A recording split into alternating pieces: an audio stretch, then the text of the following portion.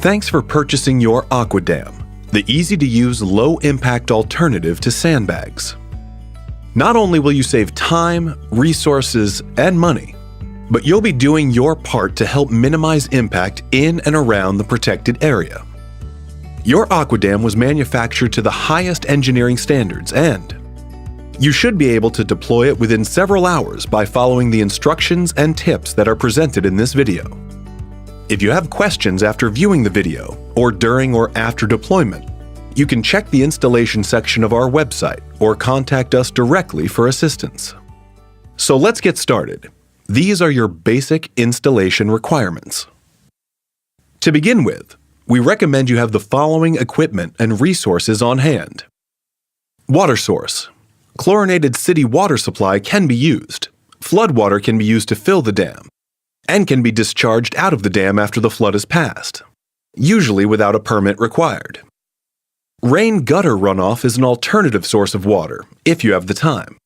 Any running water on the ground is a water source.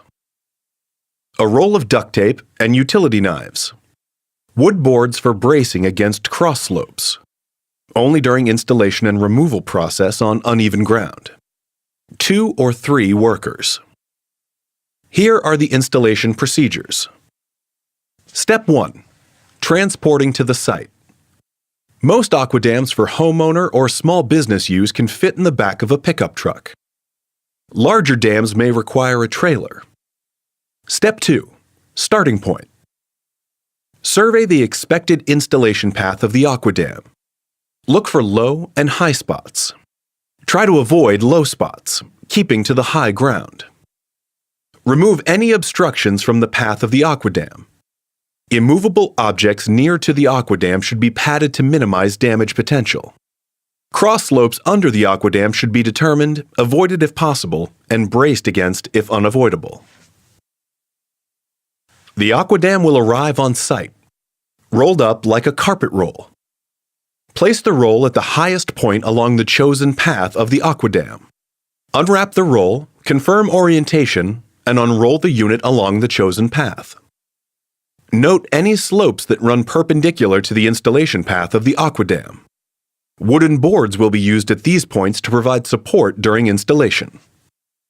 A standard AquaDam has one end open, starting end, one end closed, ending end, with a connection collar partially pulled over the closed end.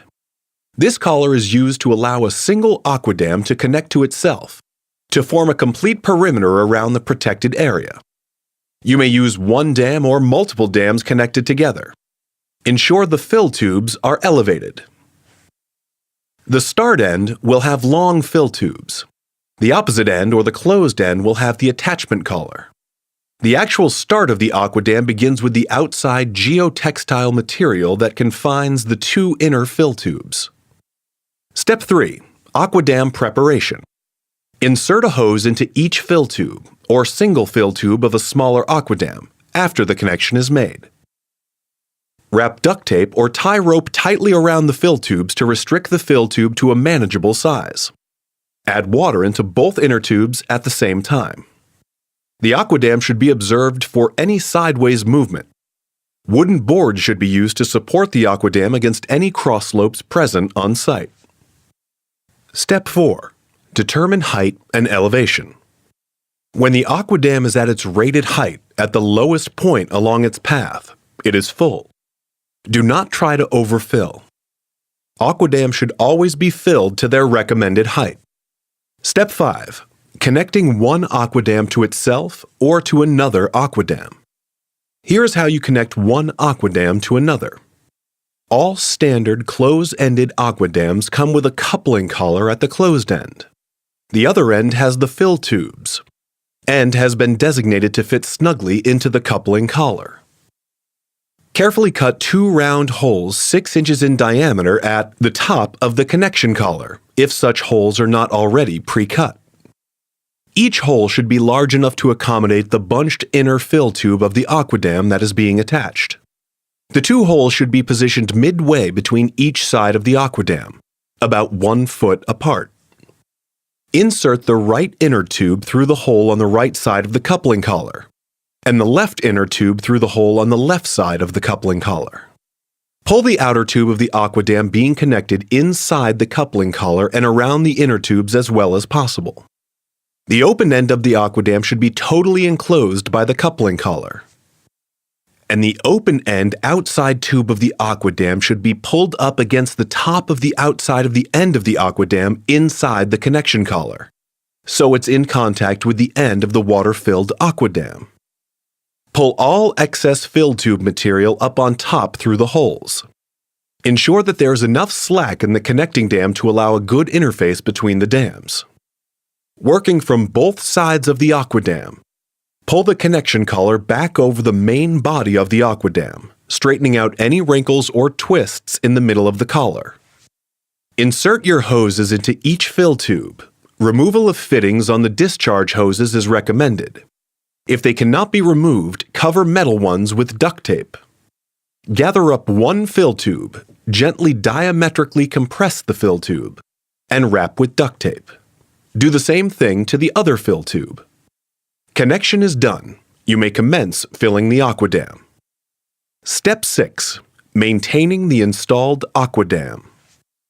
Your AquaDam is durable, but once the AquaDam is in place, you need to periodically inspect it to make sure it is operating at optimum efficiency. Each installed section should be monitored regularly for leaks. The easiest way to deal with a leak without removing the AquaDam is to patch the leak with special repair tape, and periodically add water to replace any that was lost through damage. Monitor flood levels and place additional bracing behind the AquaDam in case of increased water levels. Removal. When the job is done, here's how you remove and re-roll your AquaDam. When 2 or more AquaDams are connected together, the downstream AquaDam is removed first by pumping the siphoning out of the water contained within. This pump siphon should discharge away from any buildings to avoid accidentally causing flood damage. In some cases, it may be easier and faster to hook the closed end to an excavator or other piece of equipment. Lift it up and simply allow gravity to drain the water out. On smaller AquaDams, simply lift the closed end by hand. Once the AquaDam is drained as much as possible, pull the open end of the AquaDam to a low position. For larger AquaDams, place a 4x6 wooden beam across the closed end of the AquaDam. For smaller AquaDams, simply re-roll to its original size. Connect the re-rolling brackets to either side of the beam with associated ratchets and cheater pipes. These can be purchased by contacting us.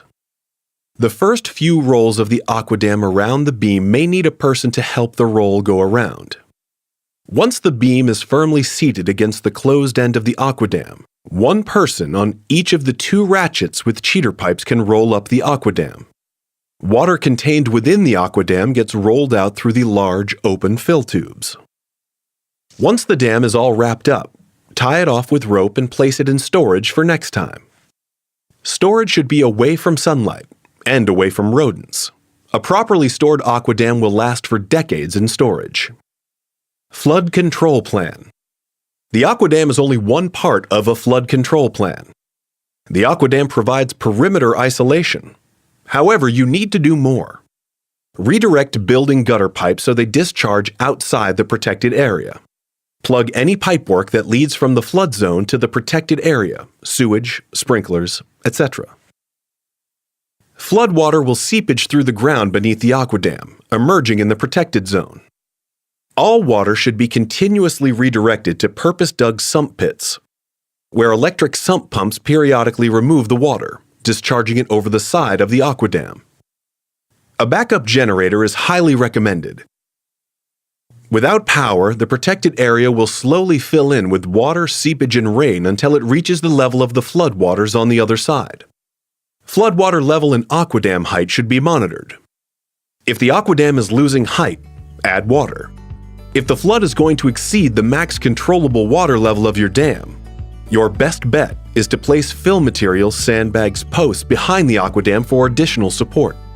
Again, thank you for purchasing your AquaDam. We know it will serve you well.